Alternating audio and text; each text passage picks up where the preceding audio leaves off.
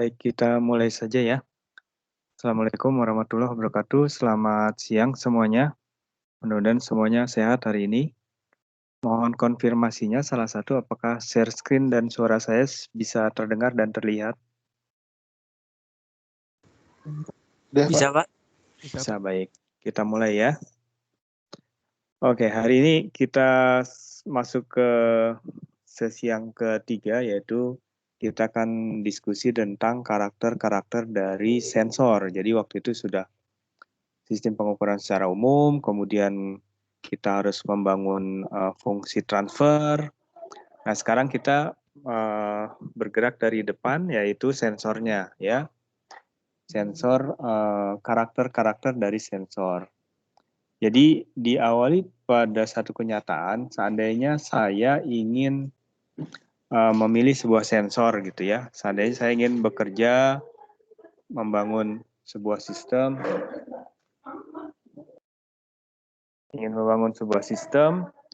kemudian kita butuh sensor. Nah, harusnya kita sudah bisa memetakan sensor apa yang kita butuhkan gitu ya. Sensor apa yang kita butuhkan sesuai dengan penggunaannya. Kalau seandainya sensor yang kita butuhkan itu kita sudah ketahui, maka langkah selanjutnya adalah yang tersedia itu apa gitu ya. Sensor yang tersedia itu apa? Nah, sensor yang tersedia itu apa? Biasanya kita bisa awali dengan melihat datasheet dari sensor itu. Datasheet-nya itu menunjukkan karakter dari sebuah sensor. Yang paling sering ya daerah operasinya, gitu ya. Daerah operasinya, lalu juga bisa jadi resolusinya. Kalau yang kemarin kalau kita kaitkan dengan sensitivitasnya gitu ya, resolusi, sensitivitas, misalnya sensor temperatur menghasilkan termokouple, misalnya sensor temperatur menghasilkan tegangan misalnya ya 10 mikrovolt per derajat, misalnya per derajat kenaikan temperatur. Nah, itu adalah karakter-karakter dari sebuah sensor yang ada di datasheet. Yang ada di datasheet. Jadi kita bisa pilih sensor mana sesuai dengan kebutuhannya dengan membaca-baca datasheet-nya. Nah, terlepas dari itu, yang akan kita diskusikan hari ini adalah karakter-karakter dari sensor yang lebih umum lagi gitu ya, lebih umum lagi yang bisa mencakup semua jenis sensor. Bagaimana sifat-sifat mereka yang harusnya kita perhatikan pada saat kita memilih gitu. Itu yang akan kita diskusikan hari ini. Mudah-mudahan bisa maksimum yang diserap nanti dari diskusi kita. Oke, saya mulai. Sebagai contoh saja ya, ini sebuah gambaran, mudah-mudahan memberi bayangan bagaimana sensor itu ternyata begitu cepatnya berevolusi. Kalau evolusi lama ya, berevolusi lah gitu. Contohnya ini adalah perjalanan sebuah handphone dari tahun 2010 sampai 2015 ya, handphonenya ini. Nah, di handphone kita ternyata banyak tertanam sensor-sensor gitu ya. Handphone itu sensornya banyak sekali. Coba bayangkan ya, pada tahun 2010 ada terpasang sensor-sensor ini gitu ya. Kalau seandainya saya coba tuliskan di sini, paling tidak gitu ya, sensor yang ada di handphone kita tuh sekarang ada kamera, itu sensor kan gitu ya. Kamera itu sensor. Kemudian ada mikrofon, pastilah gitu ya. Pasti ada mikrofon, itu sensor. Lalu ada akselerometer. Jadi untuk mendeteksi percepatan. Percepatan itu bisa menentukan arah gravitasi gitu. Kemudian ada giroskop. Giroskop itu menentukan posisi ya, arah posisi dari handphonenya misalnya atau kitanya gitu ya, tegak lurusnya si handphone. Ada magnetometer, menarik sekali masa di handphone bisa ada magnetometer ya, sehingga kamu bisa menentukan arah mata angin ya, kompas. Bahkan si magnetometer ini kalau seandainya kita coba manfaatkan karena dia mendeteksi medan magnet, kita bisa punya seperti Gauss-meter gitu, alat untuk mengukur medan magnet. Saya pernah menginstall itu di Google Play gitu ya, di Play Store itu Gauss-meter. Gauss-meter kita. Jadi kalau handphone kamu punya bisa menentukan arah kompas, kamu coba aja install Gauss-meter gitu ya, maka handphone kamu bisa menjadi Gauss-meter langsung gitu ya, bisa menjadi alat ukur medan magnet. Coba deh, nanti kamu bisa ukur medan magnet di sekitar kamu, medan magnet di sekitar kabel listrik misalnya gitu ya, kalau ingin tahu bagaimana medan magnet yang dihasilkan oleh listrik, pakai handphone udah bisa sekarang gitu. Lalu juga kita punya GPS, kemudian juga ada proximity ya, GPS itu untuk menunjukkan posisi kita pakai koordinat global ya, itu bujur dan lintang. Sementara proximity itu untuk mendeteksi seberapa dekat gitu ya, seberapa dekat si handphone kita dengan badan orang gitu. Nah, ini perkembangannya coba ya dari 2010 sampai 2015 kamu bisa lihat deh perkembangannya begitu signifikan ya dalam waktu 5 tahun yang tadinya hanya bisa mengukur kecerahan lingkungan, akselerometer untuk gravitasi tadi, kemudian medan magnet sampai hanya 5 tahun saja sudah cukup banyak sensor yang terpasang di handphone kita. Ada denyut jantung, ada fingerprint, ada temperatur, humidity, banyak sekali gitu ya. Jadi, sangat-sangat bermanfaat kalau memang bisa kita manfaatkan gitu ya. Dari contoh ini sebenarnya yang ingin juga saya sampaikan bahwa si sensor itu ternyata makin lama makin kecil ya. Makin lama makin kecil, yang nanti kemudian disebutnya sebagai MEMS. Saya lupa singkatnya si MEMS. Nanti kalau ada waktu kita bisa diskusi lebih jauh tentang MEMS. Jadi sensor-sensor kita itu dibuatnya seperti kita membuat IC. IC itu kan sebenarnya kelihatannya 1 cm, kalau 1 cm itu udah badannya ya. Tapi sebenarnya di dalamnya kan jauh lebih kecil lagi, mungkin hanya 1 mili kali 1 mili. Yang 1 cm kali 1 cm itu karena kita ingin pasang kaki-kakinya gitu ya. Tapi sebenarnya apa bilangnya, otaknya sendiri si IC tadi cuma 1 mili kali 1 mili, wafernya bilangnya gitu. Yang besar kan bungkusnya si plastik hitam itu. Tapi wafernya hanya 1 mili kali 1 mili. Nah, sensor-sensor sekarang itu sudah didesain dalam ukuran itu, sehingga bisa dibayangkan dalam sebuah handphone yang ukurannya seperti itu bisa tertanam banyak sekali sensor, karena sensornya memang makin kecil. Oke, itu contoh saja bagaimana sensor yang ada di dalam handphone kita. Kemudian walaupun begitu banyaknya sensor yang ada di handphone, tidak semuanya bisa dipakai dalam segala hal gitu ya. Misalnya dalam industri, walaupun ada sensor temperatur misalnya di handphone, tapi di industri tidak butuh sensor temperatur yang ada di handphone. Di industri misalnya peleburan baja, maka sensor temperaturnya itu harusnya yang non kontak misalnya. Jadi kita hanya melihat radiasi panjang gelombang tertentu yang berbanding lurus dengan temperatur si sumber panjang gelombang tadi tertentu juga gitu. Akhirnya yang dideteksi adalah panjang gelombangnya, sehingga akhirnya sifatnya non kontak gitu ya. Banyak pengukuran-pengukuran yang dilakukan di industri tidak bisa diakomodir oleh si sensor yang ada di handphone. Jadi keperluannya beda-beda ya, di medis misalnya gitu ya. Kemudian di militer juga akan beda lagi kebutuhannya. Nah, akhirnya kalau bisa dibuat listnya gitu ya, sebenarnya sensor itu sekarang arahnya kemana gitu, sensor-sensor yang ada itu arahnya kemana.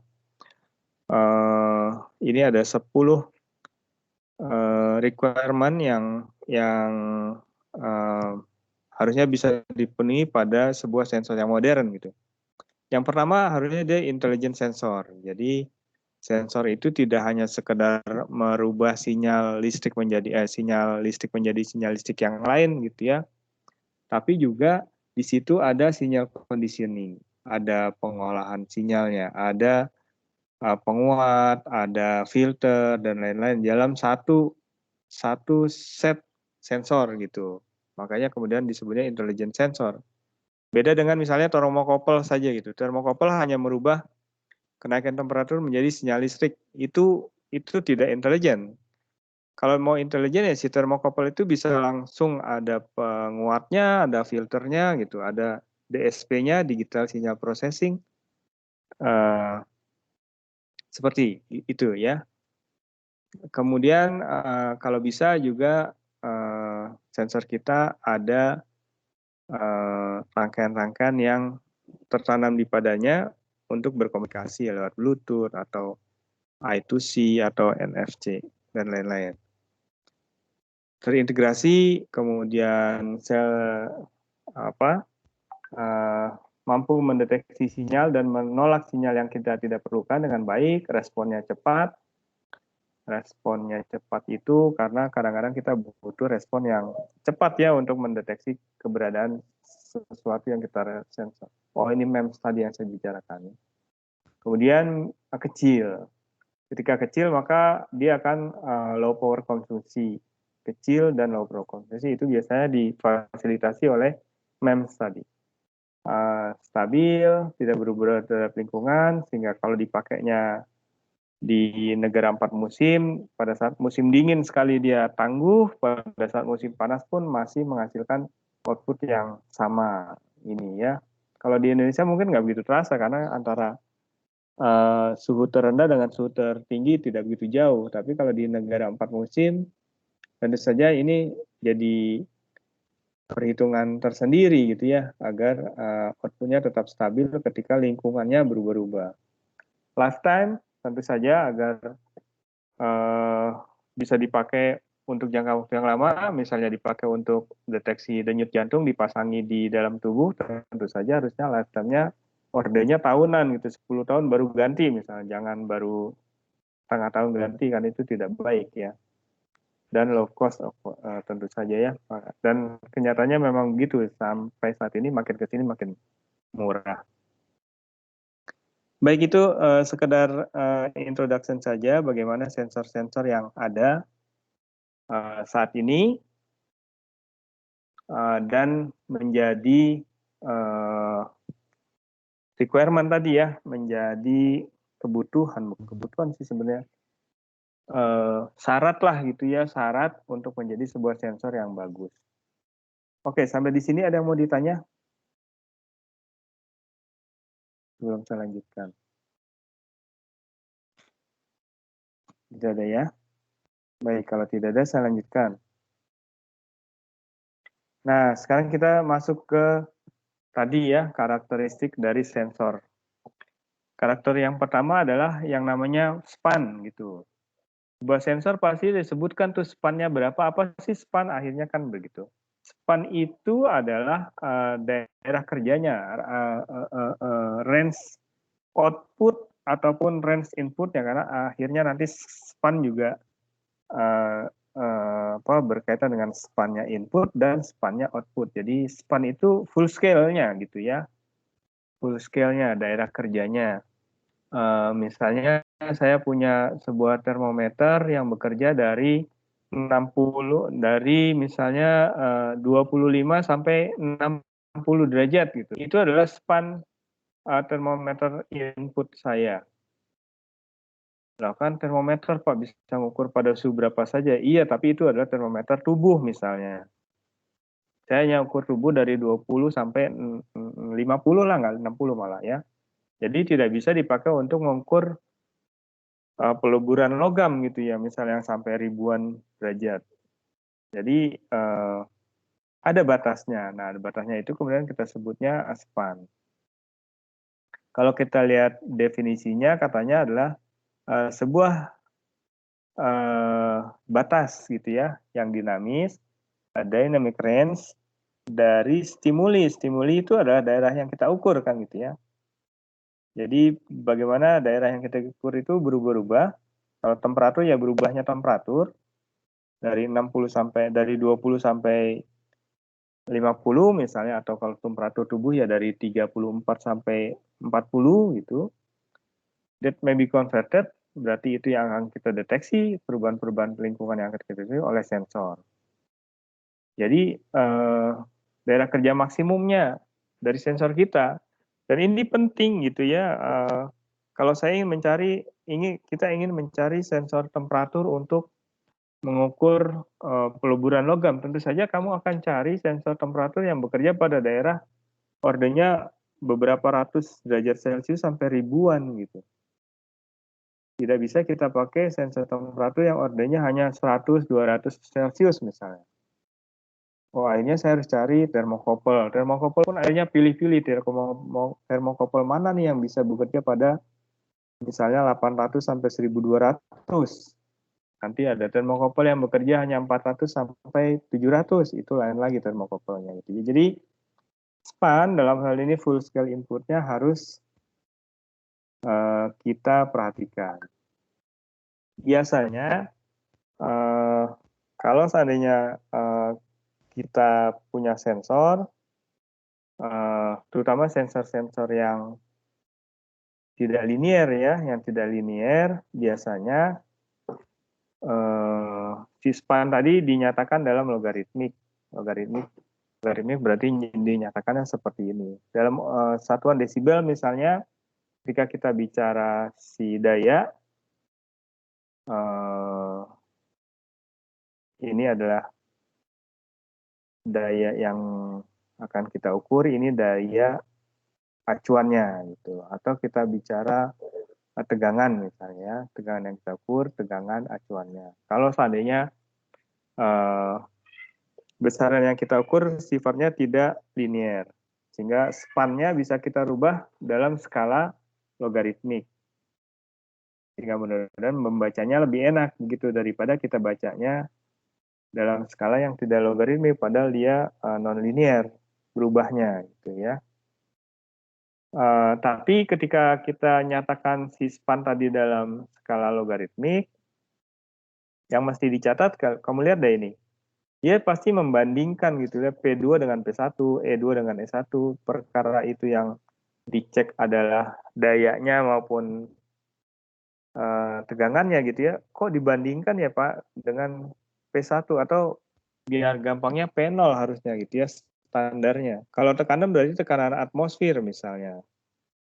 Kalau ini misalnya tegangan 0 sih ground harusnya, tapi idenya dia tuh membandingkan. Kalau sebuah pengukuran hasilnya adalah membandingkan, maka saya boleh katakan itu bukan pengukuran yang nilainya absolut, tapi pengukuran yang nilainya relatif, gitu ya. Dulu waktu belajar fisika, belajar tekanan tuh, tekanan kan tekanan hidrostatik, akhirnya rumusnya rho GH. P sama dengan rho GH gitu. Tapi di depan rho GH biasanya ada P0. P sama dengan P0 plus rho GH gitu. Jadi misalnya saya ingin ukur tekanan udara di mana, di Bogor. Oh, dapat tekanannya 0,1 atmosfer misalnya. 0,1 atmosfer itu karena dibandingkan dengan tekanan udara di permukaan air laut yang sudah 1 atmosfer. Jadi kalau ditanya berapa tekanan absolutnya, tekanan sesungguhnya ya berarti P0 plus rho GH misalnya gitu ya. Nah, mudah-mudahan itu bisa membedakan antara pengukuran absolut dengan pengukuran relatif. Si logaritmik, besaran-besaran logaritmik biasanya untuk pengukuran-pengukuran yang sifatnya tidak absolut. Begitu ya. Oke, ini adalah span full scale input. Juga ada namanya full scale output. ini adalah full scale output. Outputnya sekarang gitu ya. Outputnya ingin kita batasi pada output berapa biasanya ya, kalau seandainya kita bekerja pada PLC misalnya, kalau kita menggunakan PLC, Programmable Logic Controller, 0 sampai 12 volt, 0 sampai 24 volt gitu ya. Itu bisa menjadi batasan. Jadi kalau bisa dibilang full scale output itu adalah sinyal output dari sensor kita yang apa ya, range-nya gitu ya, range-nya itu dari kecil ketika kita lakukan pengukuran input yang paling kecil sampai ke pengukuran input yang paling besar gitu. Jadi input yang kita ukur itu pada daerah mana, lalu outputnya hasilnya seberapa besar, itu adalah span-nya output gitu, atau full scale outputnya. Terbayang ya mudah-mudahan. Jadi tadi tuh temperatur tubuh, sensornya sensor temperatur tubuh, maka full scale inputnya saya buat misalnya 35 sampai 40. Maka ketika saya kasih input 35, berapa outputnya, kasih input 40, berapa outputnya, itu menjadi full scale output gitu. Range-nya output tadi. Begitu ya kira-kira. Nah, kadang-kadang si sistem pengukuran kita itu menggunakan sistem digital, bukan analog. Kalau seandainya sistem kita adalah sistem digital, maka kita akan menggunakan apa yang namanya analog to digital converter. Analog to digital converter. Dengan begitu maka si input nanti harusnya sisi input yang tadi dari 35 sampai 40 itu harusnya setara dengan berapa variasi bilangan digital dari analog to digital converter kita. Misalnya analog to digital converter kita itu 8 bit. 8 bit itu berarti variasinya dari 0 sampai 256. 8 bit itu kan, sebentar ya, saya ambil pulpen dulu sebentar. Pulpen.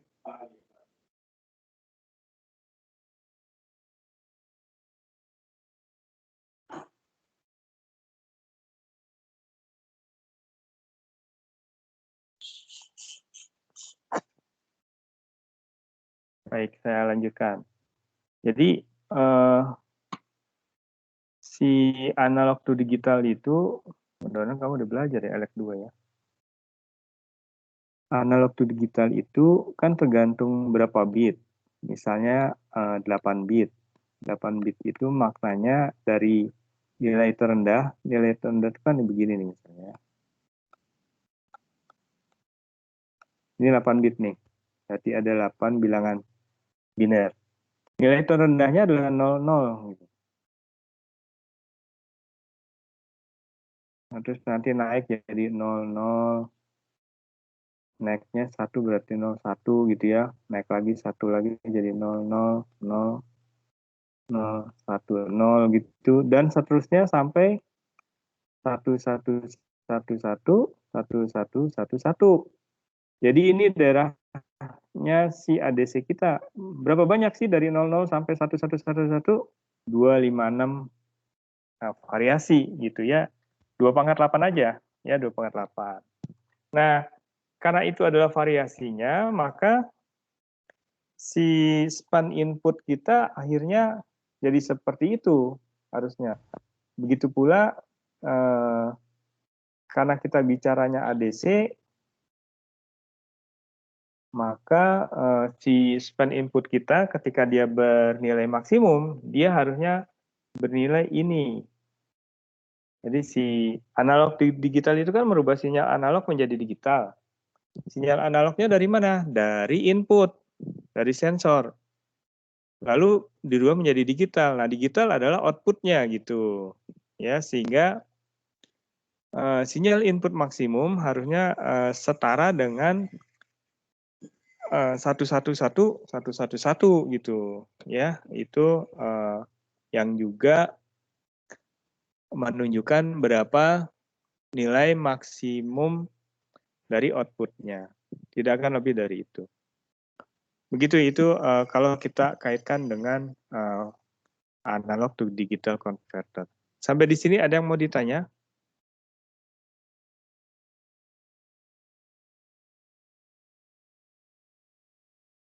Tidak ada ya? Mudah-mudahan sih elektronika 2-nya sudah ngambil ya, sehingga ketika bicara ADC tidak asing lagi sudah nih. Oke, saya lanjutkan. Nah, berikutnya adalah akurasi. Waktu itu sudah pernah nih disinggung-singgung sedikit tentang akurasi ya. Apa itu akurasi atau apa itu presisi. Nah, sekarang kita coba kaitkan si akurasi kita dengan ini kemarin yang kita pelajari, fungsi transfer gitu ya. Fungsi transfer itu kan ideal gitu. Pada kenyataannya jangan-jangan tidak seperti itu fungsi transfernya gitu ya. Fungsi transfernya ideal, tapi karena namanya fitting ya, kan kamu udah lihat kemarin, fitting datanya bisa kiri kanan, tarik garis lurus, tidak semua data itu ada di garis lurusnya gitu.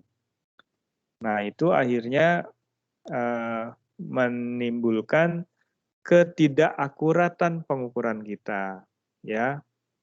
Misalnya nih, saya punya sensor perpindahan linier gitu ya, dikasih tahu bahwa sensitivitasnya adalah 1 mV per milimeter, atau katanya perpindahannya itu adalah 1 mV menghasilkan tegangan 1 mV setiap ada pergeseran 1 mm. Nah, ini kan maknanya berarti sensitivitas saya 1 mV per milimeter gitu. Nah, akhirnya dengan ini saya menjadi pegangan nih gitu. Pada saat saya ngukur, dicoba gitu ya, saya ukur perpindahannya 10 mm, ternyata tegangannya dapatnya 10,5 mV gitu.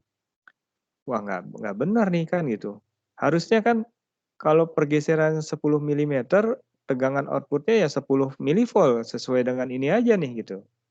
Sesuai dengan sensitivitasnya. Kenyataannya saya dapatnya 10,5. Oh, berarti ada yang salah nih. Berarti tidak akurat gitu loh, ya. Saya kembalikan gitu ya. Kalau kemarin sudah bicara fungsi transfer, sebenarnya kan yang dicari kalau dalam contoh ini ya, sebenarnya kan yang dicari adalah berapa pergeserannya gitu. Ini adalah sinyal yang kita peroleh. Yang kita cari kan sebenarnya justru ininya berapa sih kan gitu. Pergeserannya berapa sih gitu ya. Nah, ketika saya buat fungsi transfer inverse-nya gitu ya. Inverse fungsi transfernya, maka ini saya masukkan sebagai input. Nah, karena fungsi transfernya ideal tadi ini, kalau saya masukkan ini, maka saya dapatkan displacement-nya jadi 10,5. Gitu. Terbayang? Jadi saya punya sensor displacement yang akan menghasilkan tegangan 1 mV ketika pergeserannya 1 mm. Sehingga saya boleh katakan sensitivitasnya adalah 1 mV per milimeter. Ini adalah fungsi transfernya gitu. Terus saya lakukan pengukuran pakai si sensor tadi, displacement-nya 10, karena sudah punya referensinya 10, ternyata output-nya 10,5 mV. Kan harusnya 10 volt, tapi output-nya 10,5 mV. Nah, saya pengen tahu dong, berapa sih pergeserannya kan gitu. Udah, ini 10,5 mV ini dijadikan input dari inverted transfer function tadi. Transfer function-nya kan hanya menghubungkan bagaimana tegangan output dihasilkan dari tegangan input dari pergeseran. Justru yang kita cari kan kebalikannya kemarin gitu ya, waktu belajar fungsi transfer, justru yang kita cari adalah pergeserannya berapa nih, kan gitu. Setelah dapat tegangannya 10,5 volt, pergeserannya berapa? Saya inverse lah fungsi transfer ini. Fungsi transfer ini saya balik, saya inverse, masukkan harga 10,5, dapatnya 10,5 mm. Padahal udah jelas-jelas harusnya 10 mm karena ini misalnya kalibratornya nih gitu ya. Oh, berarti ada selisih. Ada selisih sebesar 0,5 mm. Nah, selisih 0,5 mm itulah yang kemudian dinyatakan sebagai seberapa tidak akuratnya pengukuran kita. Berapa? Ya 0,5 tidak akuratnya terhadap 10 mm gitu ya. Kan mengukurnya 10 mm, ada selisih 0,5 sehingga saya boleh katakan ketidakakuratannya adalah 0,5 mm terhadap 10 mm. Susah Pak, itu gimana ngertiinnya? Udah, I-nya dinyatakan dalam persen, berarti nilainya 5%, gitu ya. Ketidakakuratannya 5%. Nah, gampangnya gitu. Itu cerita bagaimana ketidakakuratan tadi terjadi. Sampai di sini ada yang mau tanya?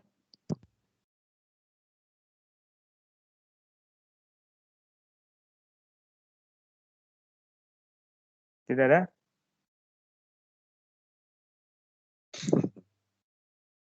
Oke, kalau tidak ada, enggak apa-apa. Kita lanjutkan ya.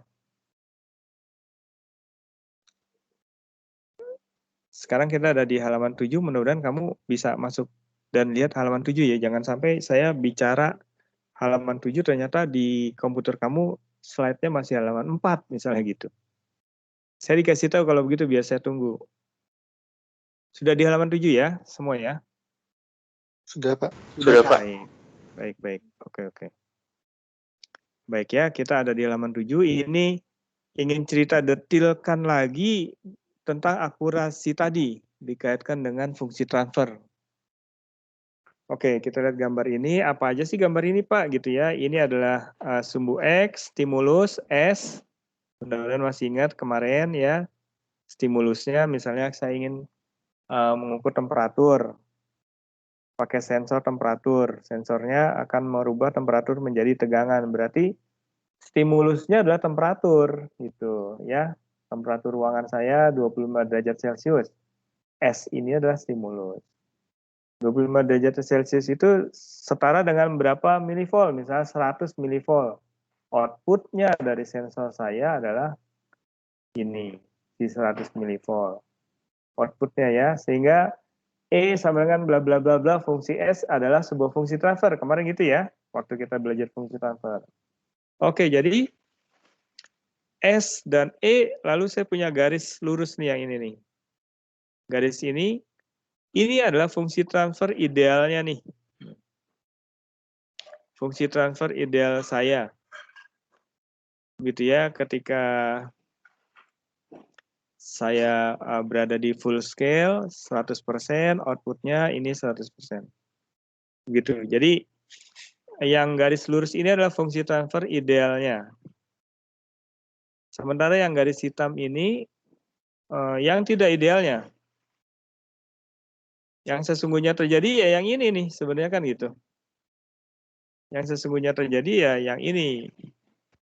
Nah, kenapa bisa begitu? Kemarin waktu kita lihat contohnya, fungsi transfer itu kan dibangun dari data yang kita ukur dulu. Jadi misalnya saya punya pengukuran seperti ini gitu. Ukuran temperatur versus tegangan. Nah, gitu ya.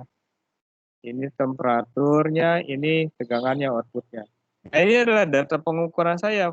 Fungsi transfer kita kan di fitting, begitu. Iya, fungsi transfernya itu. Sementara sesungguhnya realnya kan bukan yang garis itu. Realnya itu yang titik-titik itu. Jadi realnya kan yang ini harusnya nih. Nah, gitu enggak? Gitu ya. Ya ini, garis yang ini tadi, gitu. Mudah-mudahan bisa mengikuti. Jadi yang garis lurus ini adalah fungsi transfer hasil fitting ideal, lalu ini kenyataannya nih, kenyataannya. Nah, sekarang kita akan lihat seberapa melesetnya. Dari contoh yang barusan ya, yang tadi itu, yang 0,5 atau 5% itu kan menunjukkan seberapa melesetnya pengukuran kita.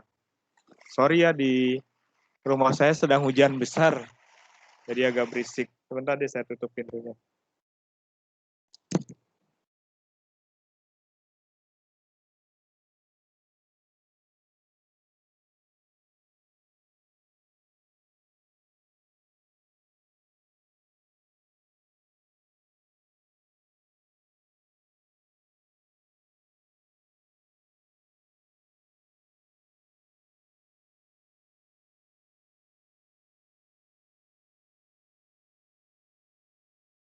Oke, kita lanjutkan. Jadi ini adalah fungsi transfer hasil fitting atau bisa jadi dari persamaan ideal gitu. Sementara ini adalah kenyataannya. Nah, ini coba menjelaskan dari sisi kuantitatif teori hasil yang halaman ini tadi ya, cerita tentang si 5% ini. Coba kita lihat dari sini. Oke, lalu misalnya nih, misalnya saya melakukan pengukuran. Saya dapatkan, misalnya kita nggak tahu kita ngukurnya tuh sebenarnya ada di sini gitu, kita nggak tahu. Kita ngukurnya ada di sini, lalu kalau seandainya kita pakai fungsi transfer yang ideal, maka saya akan ada di sini kan begitu. Kalau seandainya pakai fungsi transfer yang ideal, saya ada di sini, saya dapatkan outputnya, Y-nya. Lalu yang kita lakukan adalah inverse fungsi transfer. Inverse fungsi transfer dengan harga Y ini saya akan dapatkan berapa X-nya, ini dia. Gitu. Oh benar nih, bagus, baik-baik saja kalau begini ya. Tapi pada kenyataannya tidak. Saya lakukan pada titik ini, nggak tahu itu titik berapa. Kelihatan sih di sini X, tapi pura-pura nggak tahu gitu ya. Kita lakukan pengukuran di titik itu, kemudian karena tidak ideal, saya dapatnya ini, ya kan? Dapatnya ini, dapatlah Y saya adalah Y aksen gitu. Terbacanya di tegangan output Y aksen, bukan Y, karena sensornya mengatakan saya ada di sini gitu, sensor saya. Karena yang ini memang miliknya si sensor kan gitu. Yang garis lurus ini miliknya ideal fungsi transfer.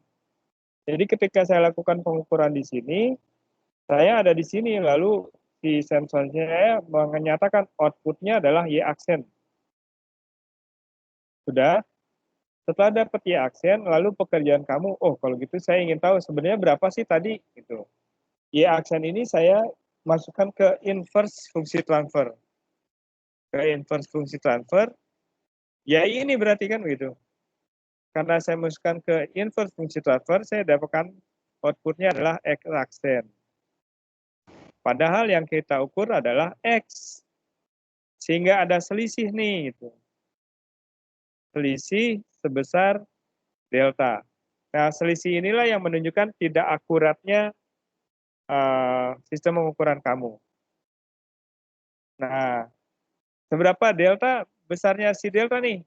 Delta itu harusnya jangan lebih besar dari, oh ini delta kecil ya, ini delta besar ya. Sama-sama delta. Jadi ini harusnya jangan sampai lebih besar daripada ini. Toleransi maksimum dari fungsi transfer ideal. Jangan sampai gitu ya.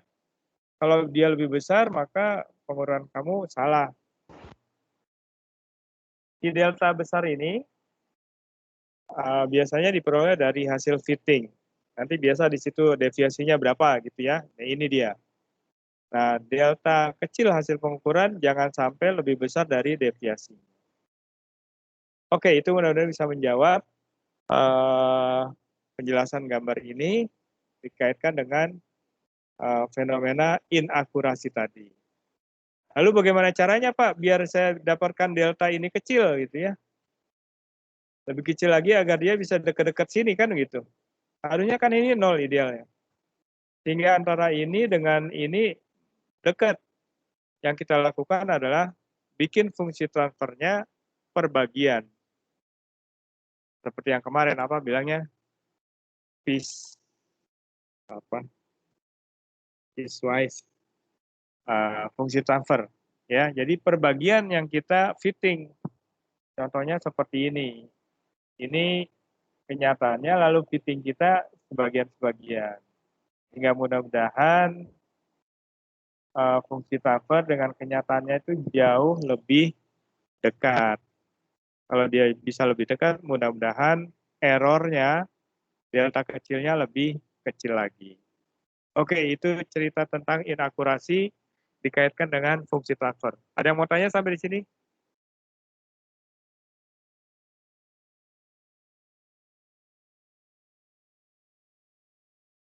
Tidak ada ya? Saya lanjutkan kalau gitu. Selain inakurasi, span, maka sifat dari sensor yang lain yang harus kita perhatikan adalah histeresis. Apa sih histeresis? Histeresis itu adalah kalau seandainya kita melakukan pengukuran dari kecil ke besar, lalu kita lakukan pengukuran terbalik dari besar ke kecil, hasilnya tidak sama. Hasilnya tidak sama, maka ada daerah yang kemudian kita sebutnya histeresis. Jadi misalnya saya punya sensor temperatur, ukur dari 30 sampai 60, naiknya 55 gitu. 30, 35, 40, 45, 50, 55, 60. Dapat kurvanya ini. Gitu ya, dapat ini. Jadi dari temperatur kecil sampai besar naik. Lalu saya balik. Jadi kamu masak minyak goreng lah gitu ya, minyak goreng dipanaskan, kamu catat temperaturnya. Nah, terus dibalik, begitu udah panas, kompornya matiin. Kompornya matikan, lalu dicatat temperatur turunnya, sambil dicatat temperatur dan tegangannya gitu ya. Oh ternyata nggak sama, dari 60, 55, 50, 45, 40, 35, 30. Nah selisih jalan inilah yang kemudian disebut sebagai histeresis gitu.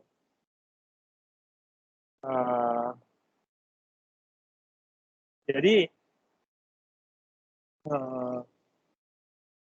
harusnya ini merugikan gitu ya. Histeresis ini harusnya kita mau ukurnya dari rendah ke tinggi, dari tinggi ke rendah harusnya sama. Tapi karena ada apa nih gitu? Pertanyaannya kan jadi gitu. Sebenarnya sih penyebab histeresis apa sih? Kok bisa ada begitu gitu?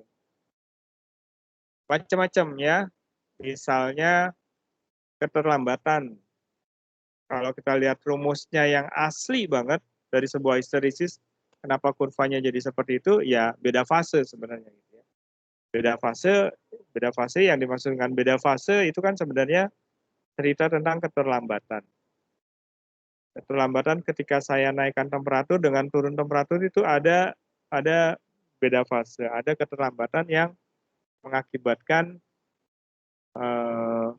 histeresis kurvanya. Kalau di sistem mekanik, histeresis itu bisa terjadi karena kalau kamu punya ini loh, roda sepeda gitu ya. Roda sepeda kan ada giginya tuh, gigi geriginya tuh. Gigi gerigi itu gigi gerigi maju dengan gigi gerigi mundur itu kan beda. Jadi rantai gigi gerigi kayak gini nih. Yang gini loh yang di belakang sepeda tuh. Nah gitu tuh. Yang di belakang bawah. Gitu. Terus lalu rantai kita kan di sini. Oh, sorry. Rantainya ke sini gitu ya. Nah, gitu. Nah, ketika dimaju dengan mundur itu antara setelah giginya kalau ini antara si rantai dengan gigi, tapi kadang-kadang kan antara gigi dengan gigi. Jadi saya punya di mekanika kan kadang-kadang begini ya. Jadi ini gigi lagi gitu loh. Lalu mereka akan bersentuhan berputar. Kan pasti ada selahnya. Nah, celah antara keduanya itu yang akan membuat histeresis kalau mekanika ya. Itu tidak lain juga sebenarnya adalah beda fase sebenarnya kan gitu ya. Kalau tidak ada celah tentu saja tidak ada beda fase. Baik, itu tentang histeresis. Ada yang mau tanya sampai di sini?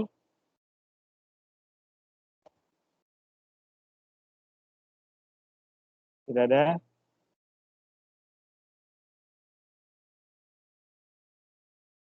Setelah histeresis yang juga mesti kita perhatikan ternyata adalah saturasi. Jenuh. Ya, jenuh sehingga tidak bereaksi lagi sensor kita. Ini nih, ya. Ini adalah daerah kerja sama stimulus, ini outputnya. Pada daerah ini masih aman-aman saja nih. Lalu pada satu saat dia mulai saturasi. Sudah mulai tidak menghasilkan output yang seperti tadi lagi. Tidak sereaktif yang tadi lagi. Nah, tentu saja kita harus hindari ini.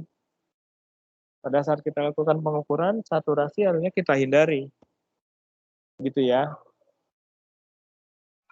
Sifat-sifat saturasi ini biasanya terjadi pada sifat-sifat yang memiliki unsur kapasitif. Gitu. Sehingga ada satu saat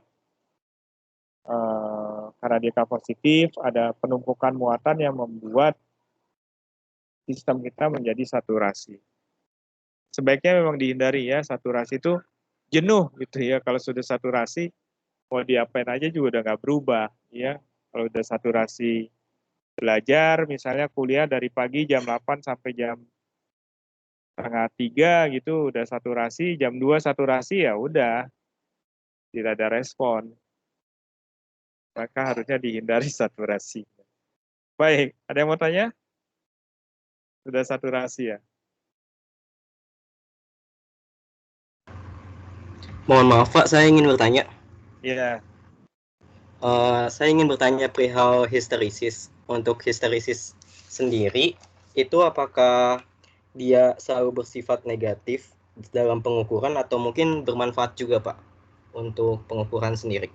Terima kasih Pak. Baik. Jadi mau ditanyakan misalnya gampangnya, manfaatnya di mana sih si histeresis ya? Gitu ya. Kalau kita pakai untuk pengukuran yang ya hampir semua ya pengukuran itu kalau bisa tidak ada histerisnya kalau menurut saya.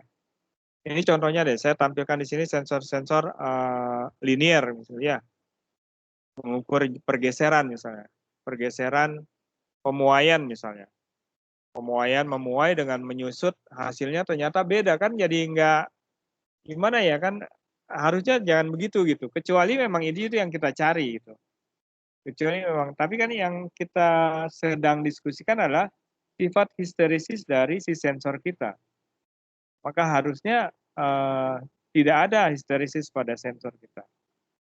Saya tidak bisa memanfaatkan sifat histeresis dari sensor saya gitu. Untuk apa nih? Karena dia sampai saat ini sifatnya merugikan gitu. Jadi kalau menjawab pertanyaan tadi, saya akan katakan tidak ada untungnya kita punya histeresis dalam sensor ya, dalam sensor kita. Gitu kira-kira. Malah kalau dalam sebuah sistem yang ada histeresis akan ada energi yang terbuang kan harusnya. Sebenarnya kan gitu. Histeresis itu kan sebenarnya membuang energi.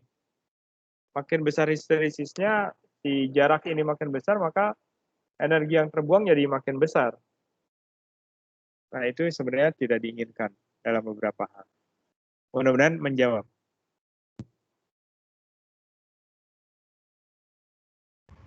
Baik Pak, terima kasih. Sama-sama. Baik ya, saya lanjutkan. Jadi tadi saturasi, Ada juga sifat dari sensor yang namanya repeatability. Waktu itu sudah kita diskusikan sekilas gitu ya. Apa itu repeatability? Hampir sama dengan hysteresis, tapi kalau hysteresis itu kita ambil dari arah berlawanan, hasilnya tidak sama. Kalau ini diukur dan diulang, ternyata hasilnya tidak sama gitu. Jadi saya lakukan pengukuran pertama, dapat ini antara input dan output. Ukuran keduanya yang ini.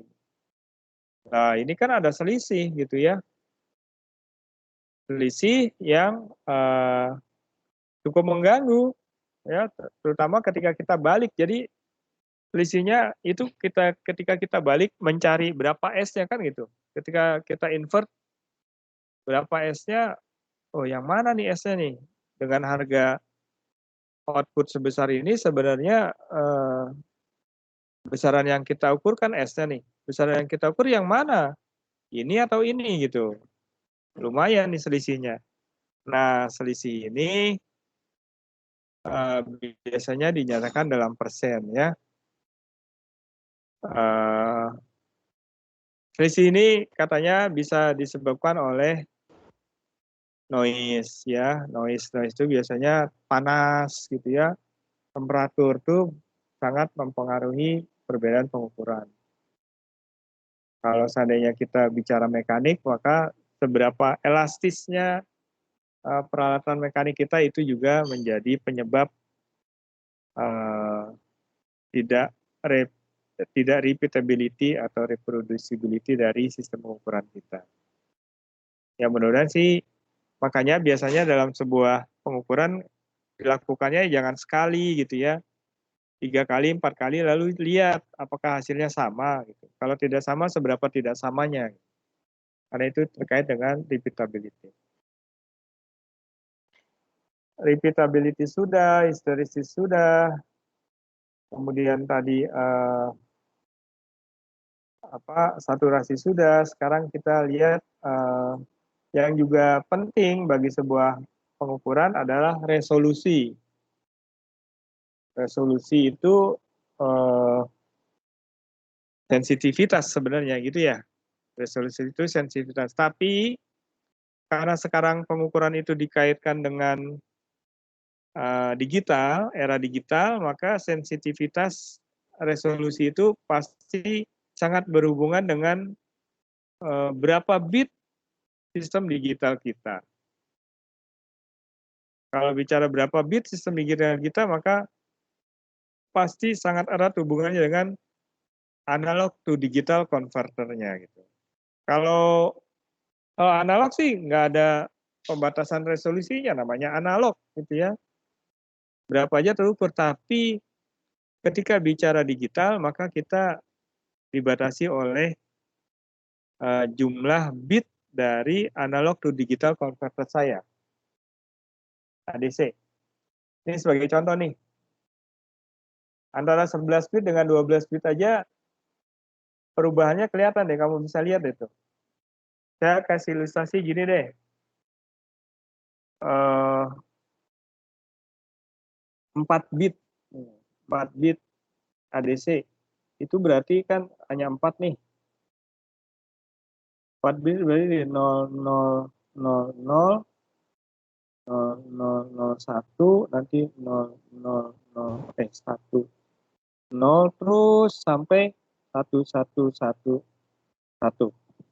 Ada berapa? 2 pangkat 4. 2 pangkat 4 itu berarti 16 gitu kan ya. Nah, input yang kita punya misalnya span input kita misalnya 10 volt. Pengukuran terendah 0, pengukuran tinggi 10 volt. Maka pengukuran kita tuh hanya bisa dibagi resolusinya ya 10 volt dibagi 16. Karena kita hanya punya variasi 6. Jadi 0 volt itu ada di sini, 10 volt itu ada di sini gitu. Jadi setiap kenaikan 1 bit ya ini naiknya berapa nih gitu. Oh ya udah 10 bagi 16 kira-kira misalnya 0,7 volt per bit gitu ya. Itu adalah resolusi dari sistem pengukuran kamu. Bayangkan kalau saya pakai 8 bit. 8 bit itu berarti tadi sudah. Berarti 0000, 0000 sampai 111, 111.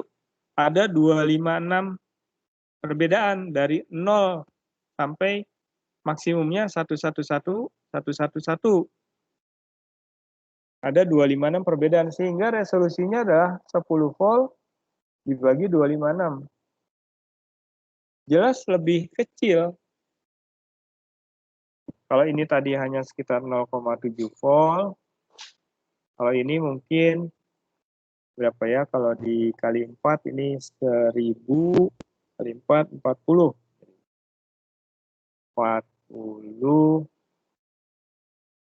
milivolt per bit. Artinya setiap ada perubahan 40 milivolt, maka dia naik 1 bit gitu, atau turun 1 bit digitalnya. Kalau yang tadi yang 4 bit, kalau yang ini harus ada perubahan 0,7 volt baru ada perubahan digitalnya. Misalnya nih saya ngukur 1 volt. Waktu saya 4 bit, saya pakai yang 4 bit 1 volt, terus naik jadi 1,2 volt. Itu nggak terasa, nggak akan, sistem kita yang ini tuh tidak akan mendeteksi adanya perubahan. Sistem kita yang ini, jadi dia diam aja, padahal udah berubah 1 volt, 1,1, 1,2, dia diam aja. Begitu 1,4 baru berubah 1 bit nambah. Gitu. Berarti kan tidak sensitif, resolusinya rendah. Tapi kalau yang ini, berubahnya 40 milivolt, jadi dari 1 volt tambah 40 volt jadi 1,04 misalnya. Dari 1 menjadi 1,04 dia langsung bereaksi nambah 1 bit. 1,04 jadi 1,08 naik lagi 1 bit bereaksi. Artinya yang 8 bit lebih sensitif. Berarti resolusinya lebih bagus daripada yang 4 bit. Nah, akhirnya resolusi dalam pengukuran sekarang ini sangat-sangat tergantung pada berapa banyak bit dari ADC kita. ADC ini sekarang bisa sampai 32, 64 bit gitu ya. Tentu saja itu akhirnya mempengaruhi harganya gitu ya. Kalau ADC 32 bit, ADC 64 bit tentu saja harganya jauh lebih mahal yang 64 bit karena lebih bagus resolusi. Baik, ada yang mau tanya sampai sini?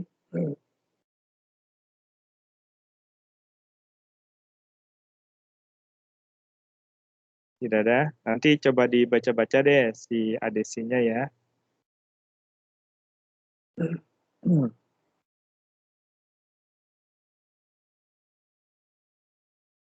Oke. Resolusi sudah, saturasi sudah. Nah, ada juga besaran lain yang juga harus diperhatikan ketika kita memilih sebuah sensor yang namanya impedansi. Impedansi dalam hal ini adalah output impedansi. Output impedansi dari sensor kita.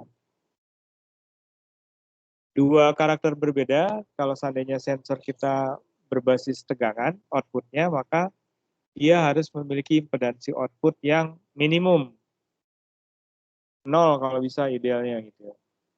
Tapi kalau seandainya sensor kita itu berbasis arus, tegangan outputnya adalah arus, maka impedansi output dari sensor kita harusnya maksimum. Artinya maksimum.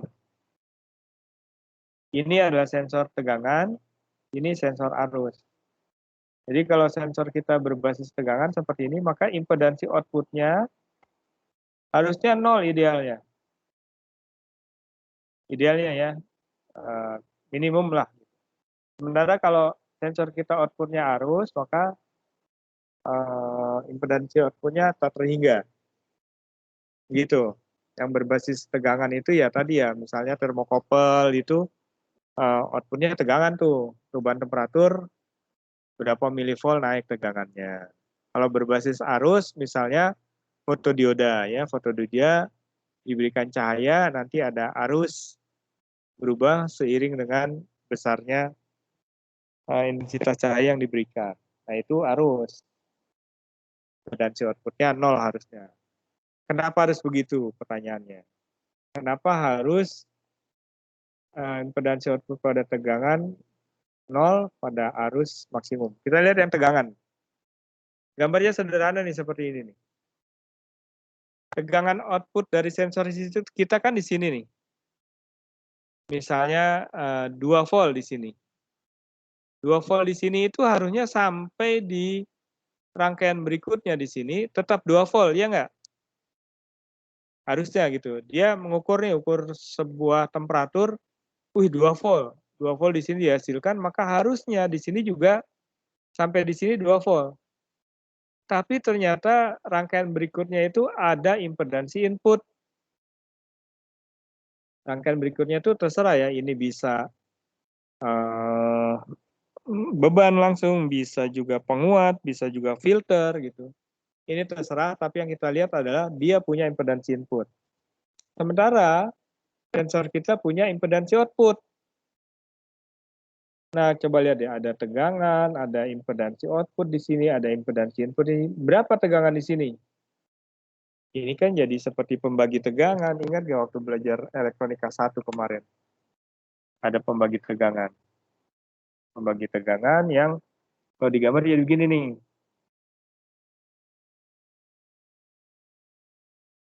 Mudah-mudahan masih ingat.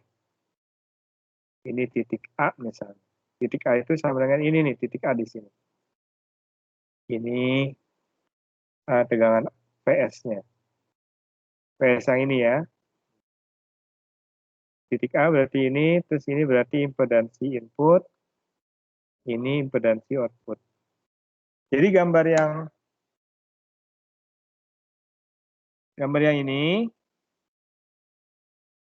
ini bisa saya rubah menjadi gambar seperti ini.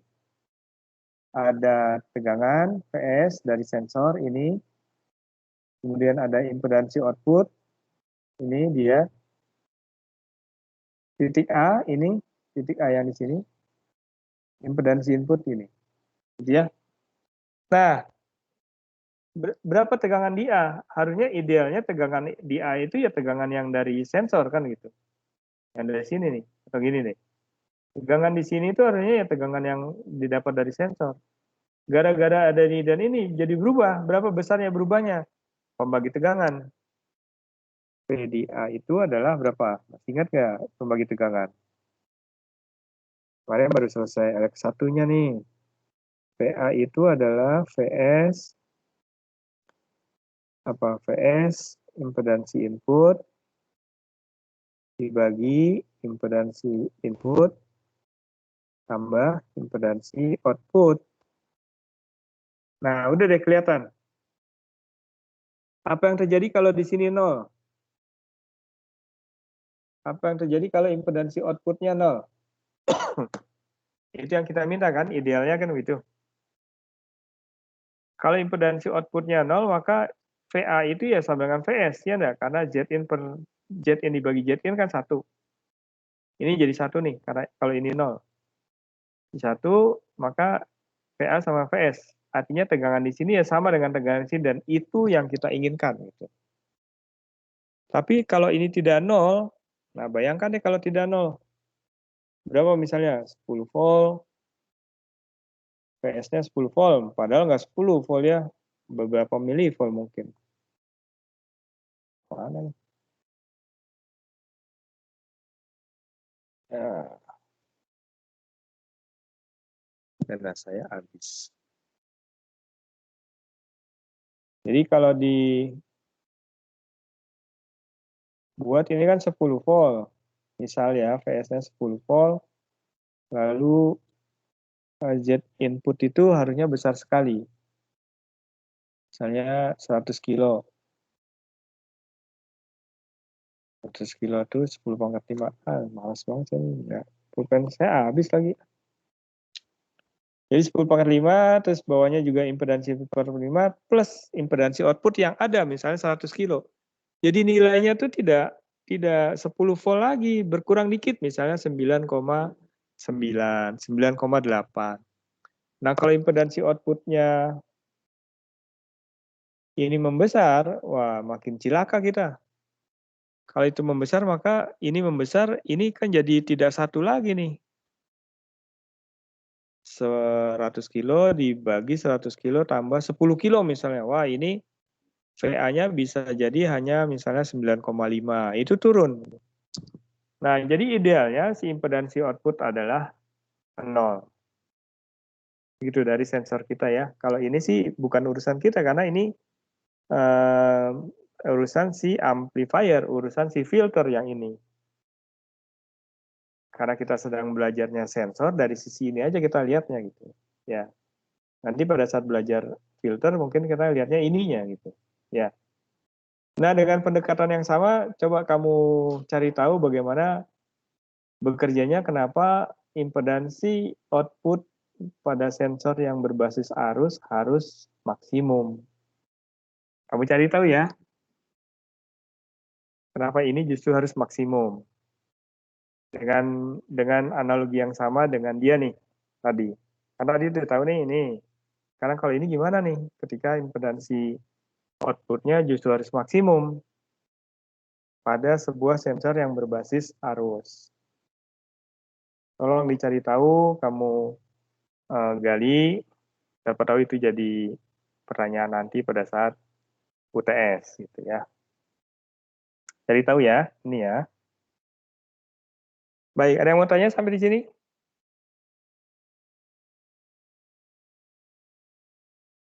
Tidak ada? Oh, ternyata ini halaman terakhir. Ada yang mau ditanyakan?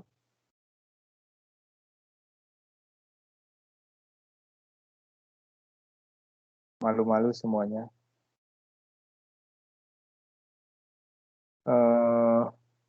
Semuanya sudah bisa ini nggak? Sudah bisa masuk di kelas saya nggak? Karena sampai minggu lalu katanya ada yang belum bisa gabung di kelas saya. Udah pertemuan ke berapa ya? Ketiga ya.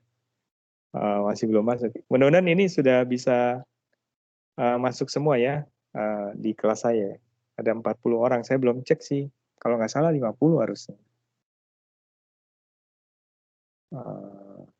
Mudah-mudahan tidak ada yang tercecer ya.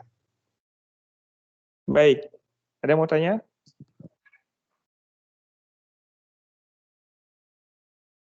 Tidak ada? Kalau tidak ada, kalau gitu saya buat summary-nya ya. Hari ini kita sudah diskusi tentang karakter dari sensor. Karakternya macam-macam ya tadi. Kita sudah lihat sebuah sensor yang baik itu harusnya seperti apa. Sebentar, ini saya bermasalah. Jadi diawali dengan resolusi sensor yang cukup cepat. Kemudian kita juga kenal bagaimana sensor itu dibaca, juga dikeluarkan outputnya, itu dikaitkan dengan span, full scale input dan full scale outputnya. Kadang-kadang menggunakan logaritmik karena inputnya tidak linear. Kemudian tadi kita sudah diskusi tentang akurasi ya, dikaitkan juga dengan fungsi transfer yang pekan lalu sudah kita diskusikan. Agar bisa bagus akurasinya, maka fungsi transfernya dibuat sedekat mungkin dengan kenyataannya. Caranya ya fittinglah dengan bertahap gitu ya, per bagian. Kalau seandainya hasilnya tidak linear. Lalu kita juga tadi sudah lihat bagaimana histerisis bekerja. Sampai sejauh ini tidak ada yang positif dari histerisis gitu ya. Kalau nanti ada kamu di rumah baca-baca, ini ada manfaat histerisis, silakan saya dikasih tahu. Itu sangat bermanfaat untuk kita semua. Kemudian kita juga sudah diskusi tentang saturasi, repeatability, dan resolusi yang ternyata sangat berhubungan dengan berapa besar bit yang digunakan pada ADC, karena sekarang udah zamannya digital. Terakhir kita tadi lihat bagaimana output impedance dari sebuah sensor berperan untuk menentukan baik tidaknya sensor kita. Kalau sensor kita berbasis tegangan pada outputnya, maka output impedance-nya harusnya 0. Tadi kita sudah lihat kenapa harus 0, akan mempengaruhi tegangan output ya. menurun kalau tidak 0. Sementara pada sensor yang berbasis arus, pada outputnya, output impedance-nya harusnya maksimum. Oke, itu saja yang kita diskusikan hari ini. Mudah-mudahan banyak yang bisa diserap. Saya mohon maaf jika ada salah kata. Kita lanjutkan lagi pekan depan. Kita akan diskusi tentang sifat-sifat sensor yang lain. Terima kasih, saya cukupkan. Assalamualaikum warahmatullahi wabarakatuh. Selamat siang, semoga semuanya sehat. Siang Pak, makasih ya Pak. Waalaikumsalam. Ya, Terima kasih Pak.